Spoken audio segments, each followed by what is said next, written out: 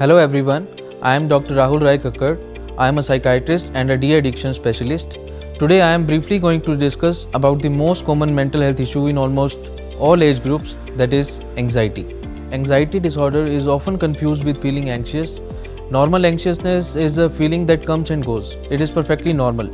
And on the other hand, anxiety disorder can be established when there are extreme episodes of anxiety for a duration of 6 or more months, thus causing dysfunctions in our everyday life. Some of the common symptoms of anxiety disorder are increased heart rate, irritability, mood swings, gastric problems, depressive issues, sadness, and sleep disturbances.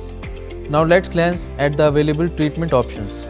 Treatment plan could be a mix of medicines, counseling, or psychotherapy and lifestyle modifications. We will discuss some simple and feasible lifestyle modifications which we should all follow in order to maintain our psychological well-being. First and most important is sleep regulation.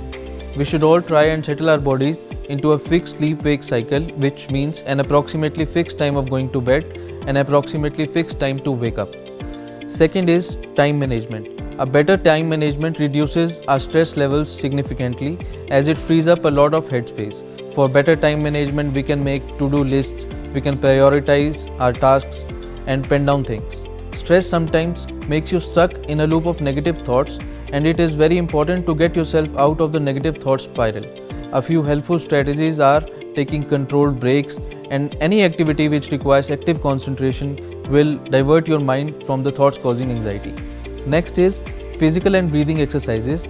If they are done in routine, they help a lot to reduce anxiety issues, and there is a specific breathing technique called 4-7-8 technique in which you inhale through your nose to a mental count of 4, you hold your breath to a count of 7, and then you exhale to a count of 8. If you do 5 to 10 repetitions, you will feel less anxious.